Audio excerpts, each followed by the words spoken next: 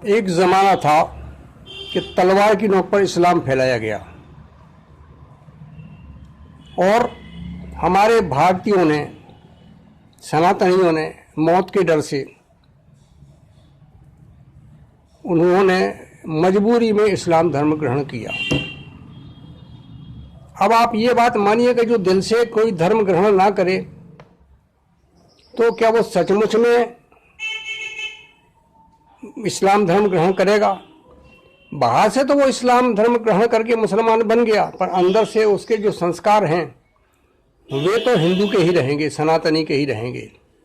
इस तरीके से अंदर से हिंदू और सनातनी रहे हमारे मुसलमान जो भारतीय थे, और बाहर से उन्होंने मुसलमान धर्म का आवरण ढक लिया जान बचाने के लिए और अपनी संस्कृति की रक्षा के लिए। अब इस बात को आपको मैं बता दूं कि इसके दो प्रमाण हमारे सामने।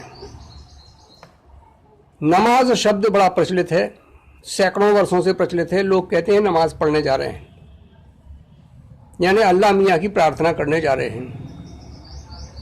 तो नमाज शब्द संस्कृत का शब्द है। नमः धन अज, नमः यानी नमन, नमस्कार इत्यादि। अज यानी अजन्मा, अजन्मा यानी ईश्वर जिसका कभी जन्म नहीं हुआ और ना कभी मृत्यु होने वाली है।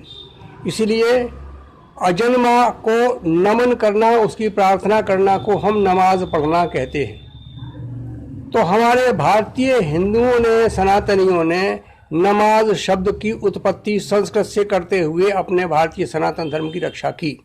पहला उदाहरण तो ये हो गया। इसके पश्चात अब आइए 786 अंक, जिसको हम शुभ अंक मानते हैं इस्लाम का।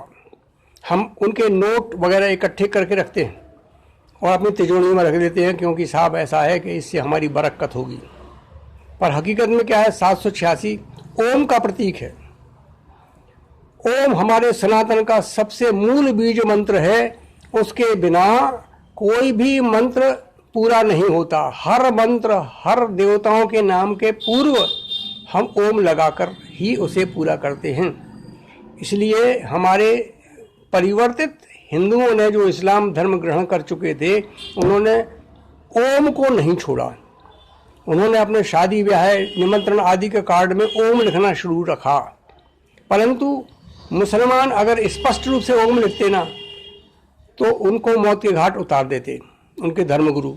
परंतु उन्होंने उसको क्या किया? ओम को 3 पीस में परिवर्तित किया और 786 बनाया। और 786 को जो मुसलमान मानते हैं, मैं दावे के साथ कह सकता हूँ कि वे परिवर्तित हिंदू हैं। इस्लाम धर्म उन्होंने दबाव बस ग्रहण किया है। दिल से तो वे हिंदू और सनातनी रहे, पर ऊपर ही आवरण उनका था मुसलमान का, जान बचाने के लिए, भारतीय संस्कृति की रक्षा करने के लिए। अब आपको मैं प्रमाण के तौर पर बताता हूं कि किस तरीके से 786 बनता है। अगर हम अरबी अंक पद्धति में देखें, अरबी अंक पद्धति में तो 786 से ओम नहीं बनता। अगर हम उर्दू में लिखकर देखें तो भी 786 से ओम नहीं बनता। पर अति प्राचीन वेदों की लिपि, जिसको हम देवनागरी लिपि कहते हैं, उससे अगर ओम बनाया जाए, 786 लिखा जाए तो ओम बन जाता है। अब आप नमूने के तौर पर, उदाहरण के तौर पर देखिए।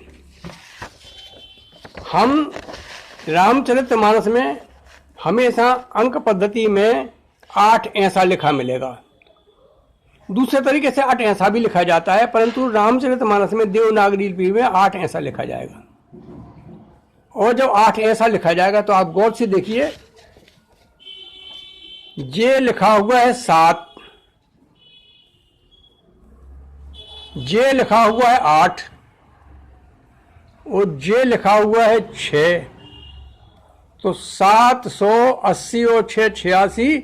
इस तरीके से उल्टी लिखी जाती है उर्दू, इसलिए अभी ओम आपको उल्टा दिखाई पड़ेगा।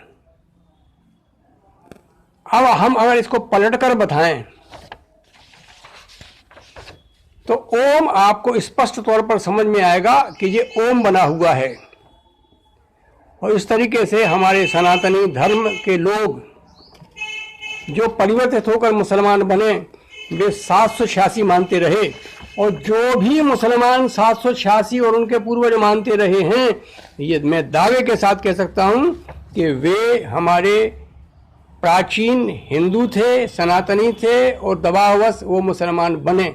और मैं उनसे यही आग्रह करता हूँ कि जो दबावश उन्होंने किया है, आज भारत में कोई दबाव नहीं है, वे फिर से आकर के अपनी घर वापसी करें और हिंदू धर्म ग्रहण करके फिर से अपने पूर्वजों की उस धर्म को मानना शुरू करें।